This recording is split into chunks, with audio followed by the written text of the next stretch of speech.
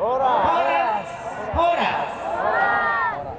Assalamualaikum warahmatullahi wabarakatuh. Shalom. Shalom.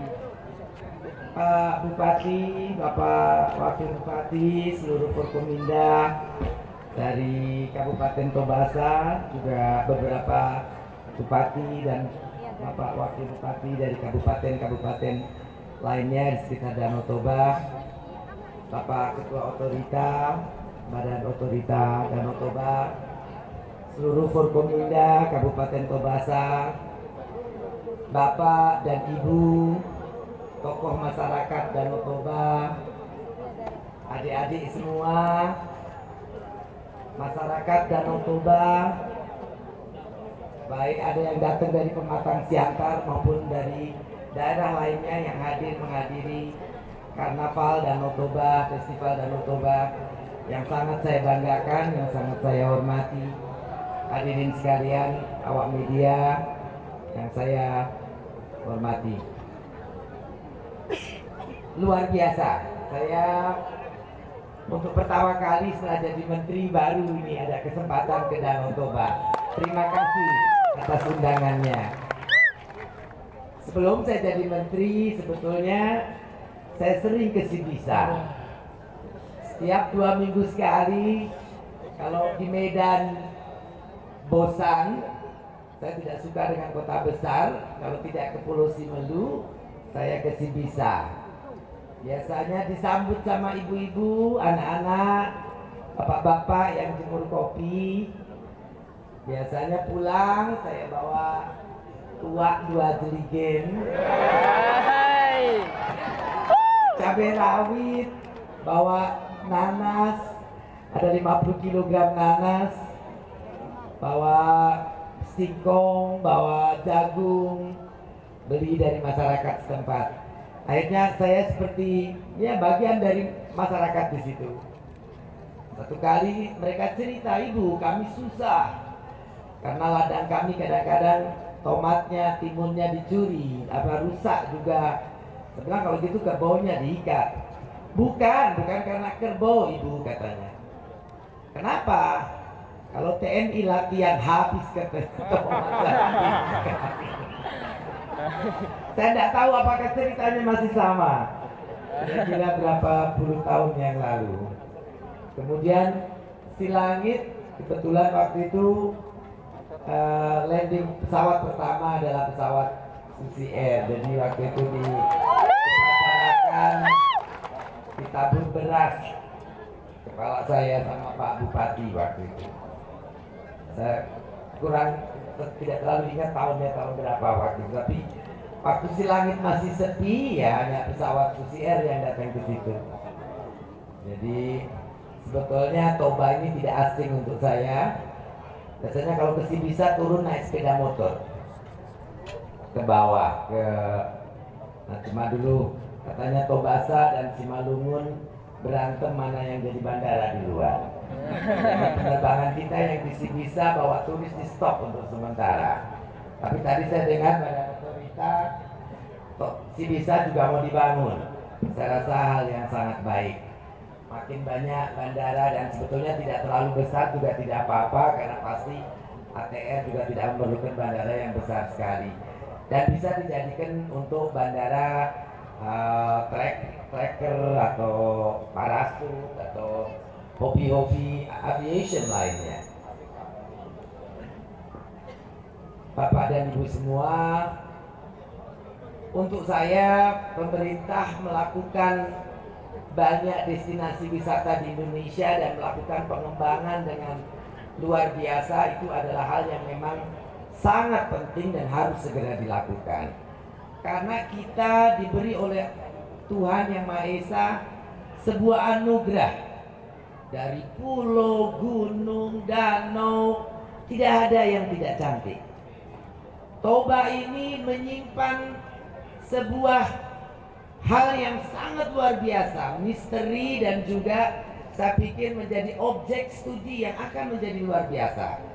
Di bawah Danau Toba ini ada super vulkano yang paling besar, yang tentunya kalau ini dijadikan sebuah studi bagi para ilmuwan pun akan menjadi tujuan wisata studi. Dan salah satu danau terdalam juga di Indonesia. Saya dulu sering kesini berenang di dekat tempatnya Bung Karno kalau tidak salah ada, ya, sama Pak Gubernur almarhum.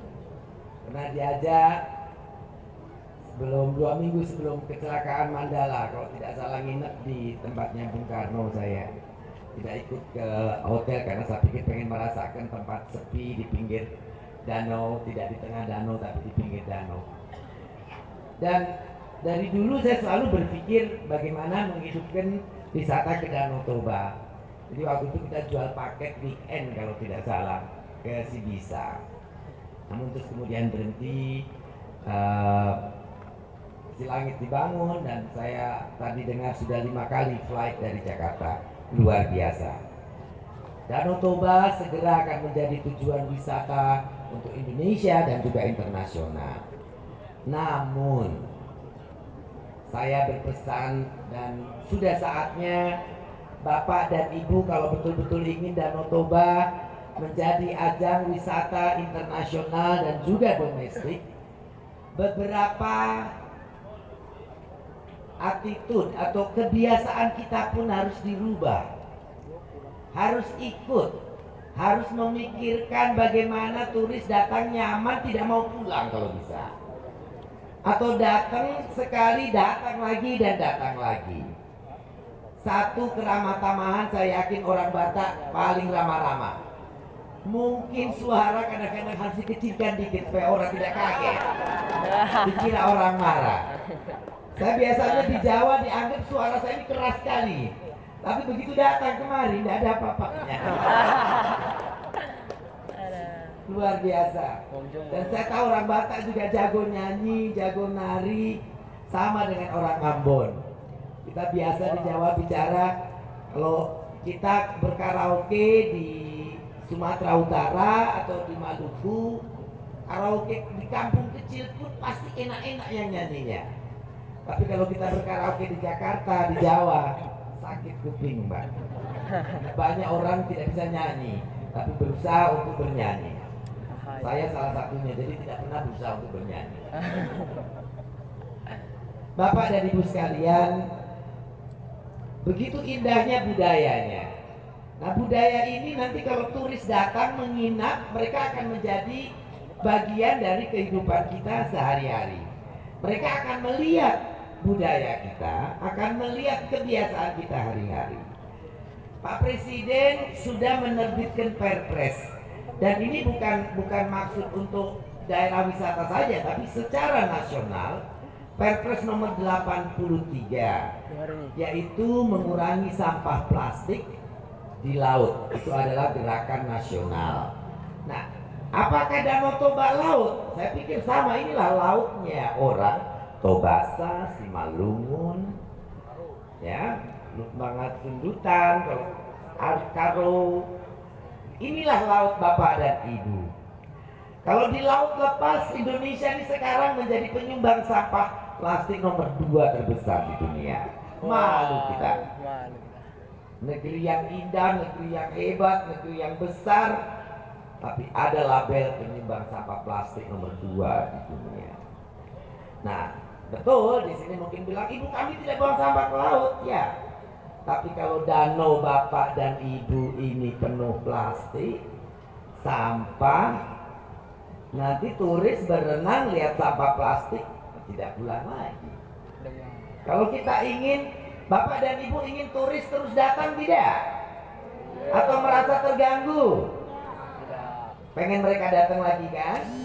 Ya, ayo kita mulai dengan merubah kebiasaan-kebiasaan kita. Di Bogor sudah ada perda melarang penggunaan plastik sekali pakai. Provinsi Bali sudah, Banjarmasin sudah. Kemudian ada beberapa wilayah sudah melakukannya. Saya berharap Toba seluruh kabupatennya juga membuat perda. Tidak boleh lagi pakai plastik sekali pakai. Apa itu? Kresek. Ibu-ibu ini kalau belanja ke pasar pulang pasti bawa 5 sampai 10 kresek. Pak Bupati di Tobasa punya berapa kakak? 211.000, kurang lebih 50 ribuan kakak ya. Berarti kalau satu ibu rumah tangga bawa 5 kali 50.000, sehari itu ada 250.000 kantong kresek. Besoknya lagi beli cabai 1 on 1 kresek, jahe 1 on 1 kresek, beras 1 kilo 1 kresek, pulang 5 kresek paling sedikit. Kemana kresek itu dibuang? Di belakang rumah. Nah, kantong kresek itu hancur setelah 400 tahun. Bungkus itu Indomie Sarimi itu di laut ada ketemu, saya saja nemu di Natuna itu 9 tahun umurnya, masih utuh. Bahkan ada yang sudah 20 tahun juga masih utuh. Nah, nanti Danau Toba lebih banyak plastik daripada ikan. Di laut sudah diramalkan bila tidak berubah cara kita mengelola laut dan sampah kita, maka 2030 di lautan Indonesia akan lebih banyak plastik daripada ikan. Dan bukan tidak mungkin di Danau Toba. Nah, bagaimana sekarang kita ya buat gerakan kita mengurangi dari diri kita pemakaian plastik sekali pakai. Pemerintah bersama-sama pusat maupun daerah membuat TPA untuk recycle plastik-plastik ini. Saya kemarin sudah bicara dengan Danone yang produksi aqua, dengan juga beberapa perusahaan plastik. Mereka juga mau untuk membeli plastik-plastik bekasnya. Nah, kalau ini terjadi bisa segera diteruskan di Pandu Laut, nanti ke Badan Otorita Pak Ari mungkin bisa dilakukan beberapa approach supaya bagaimana kita mengurangi atau merecycle plastik-plastik yang kita buang setiap hari dalam kehidupan kita sehari-hari. Jangan lagi beli mineral water pakai botol itu. Di KKP di kementerian saya masuk bawa botol 500.000 denda. Akhirnya bisa juga.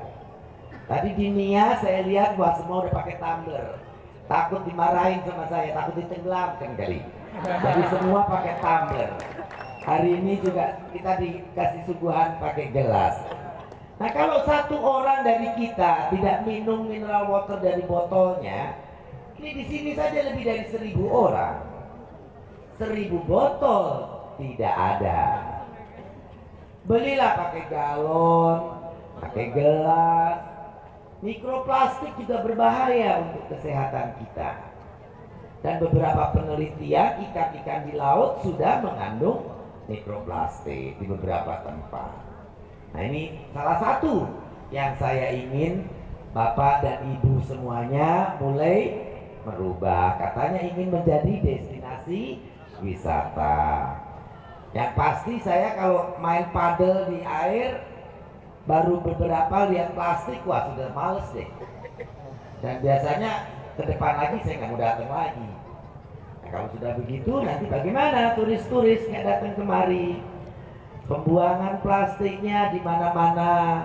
Nanti mau tanam, cocok tanam pun tidak bisa karena tanahnya udah penuh sama kresek.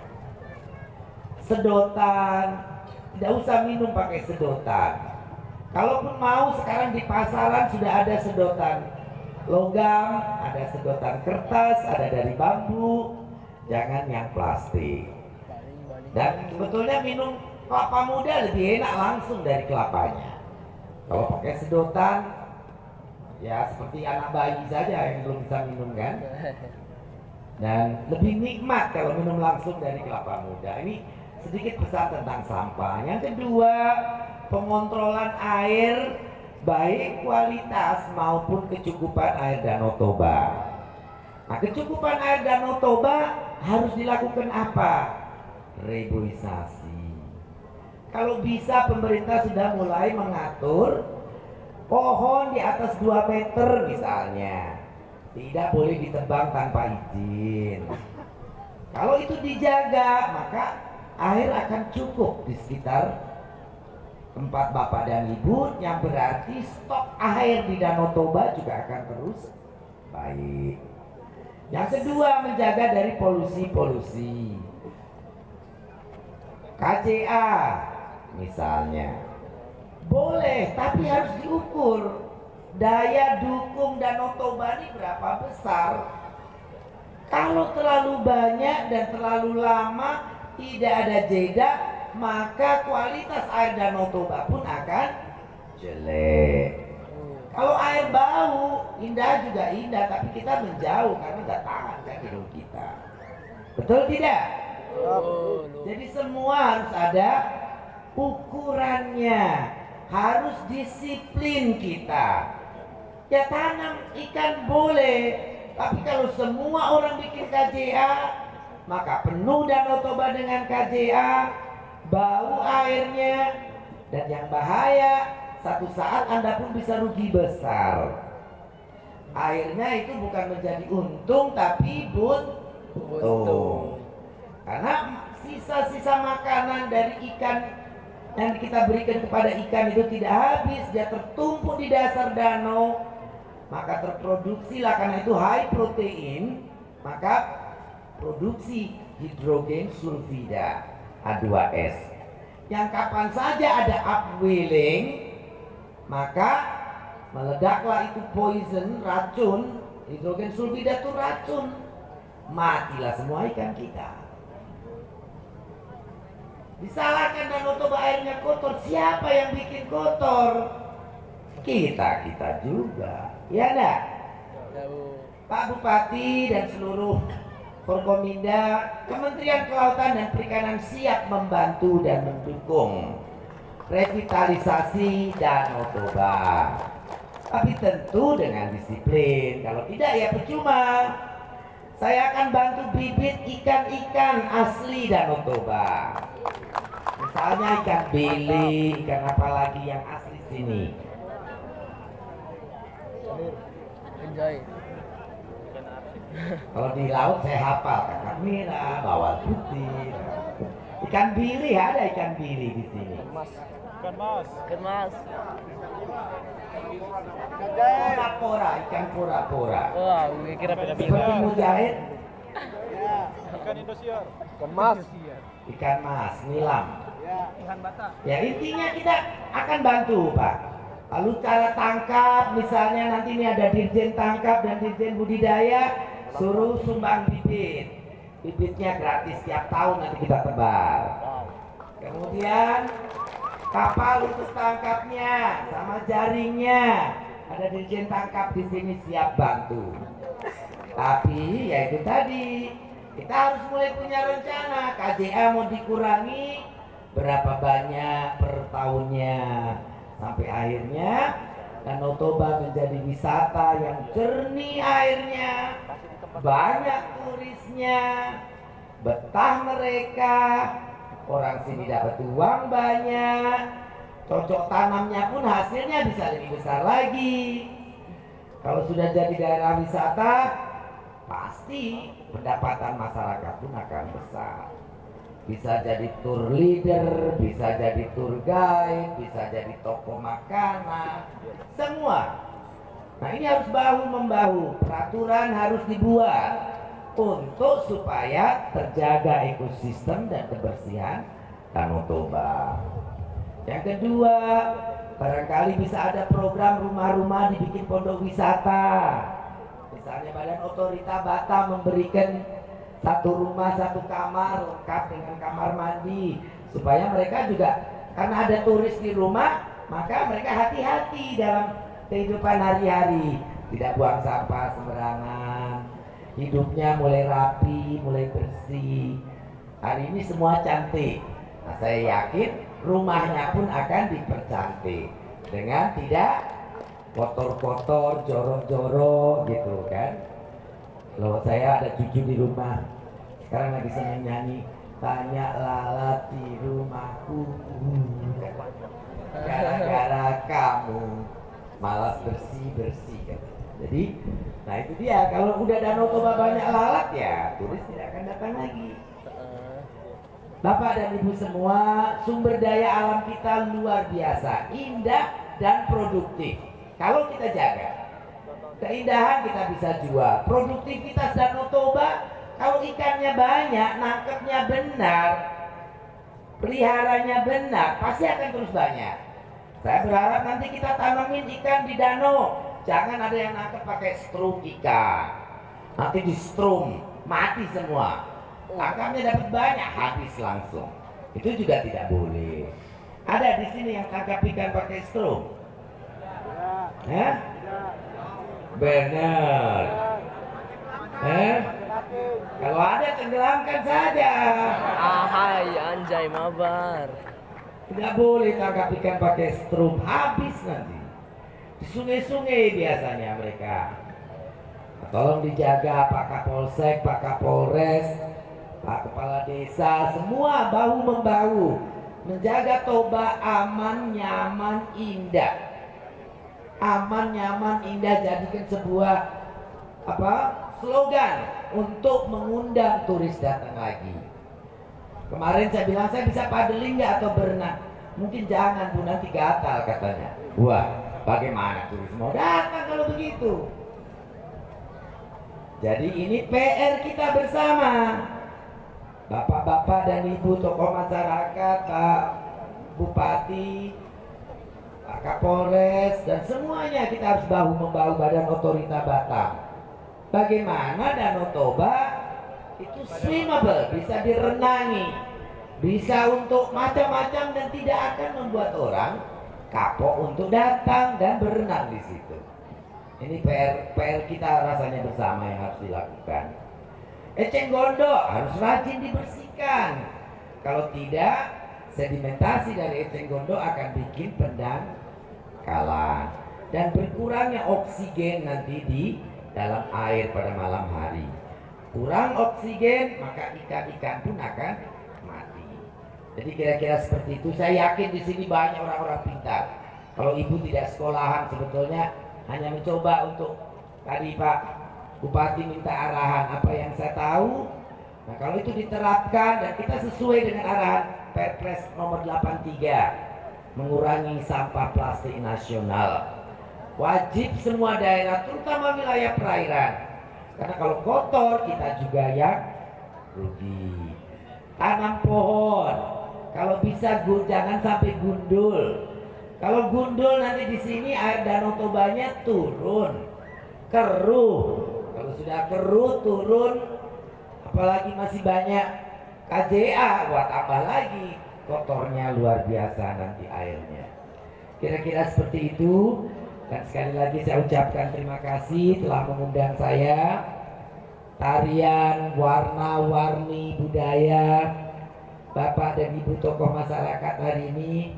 Tadi di Nias juga luar biasa. Kita ini kaya sekali. Indonesia besar. Indonesia negara hebat asal kita mau. Itu mau. Nah mau ini perlu disiplin. Kalau tidak nanti kita menjadi loser nation. Loser nation nanti negara lain menyalip kita. Nanti kita jadi penonton di negeri sendiri. Tidak boleh. Nenek moyang kita mengamanahkan harta alam dan sekeliling kita yang luar biasa untuk kita, untuk diwariskan kepada anak cucu kita. Bukan kepada bangsa lain, tapi kepada anak cucu kita. Dan kita harus jaga supaya cukup ada, banyak, indah untuk anak cucu kita, untuk tamu-tamu kita, untuk semua kita. Sekali lagi terima kasih dan semoga festival Danau Toba ini akan harum, membawa kemana-mana. Nanti saya akan taruh di Instagram. Nah, kebetulan follower saya 2 juta lebih. Biasanya akan rame. Saya ke Belitung, setelah itu turis banyak datang. Tapi nanti saya dikomplain kalau barang datang ke sini plastik juga banyak. Nah tolong jangan. Aduh. Nanti kalau banyak plastik saya datang lagi, saya foto, saya masukin lagi Instagram. Danau Toba kotor, orang tidak datang lagi. Nah, ya tidak ya. Jadi saya yakin orang Danau Toba senang kebersihan, senang untuk menjadi cantik, pasti senang menjaga kebersihan. Terima kasih sekali lagi. Horas, horas, horas. Terima kasih kami ucapkan untuk Ibu Menteri Kelautan dan Perikanan RI, Ibu Susi Pujiastuti. Tanpa dilanjutkan dengan duduk, Bu, kita akan lanjutkan ke acara pelepasan peserta. Segala kebanggaan dan kesenangan hati hari ini dan atas restu Tuhan Yang Maha Esa, saya luncurkan Festival Karnaval Pesona Danau Toba yang keempat.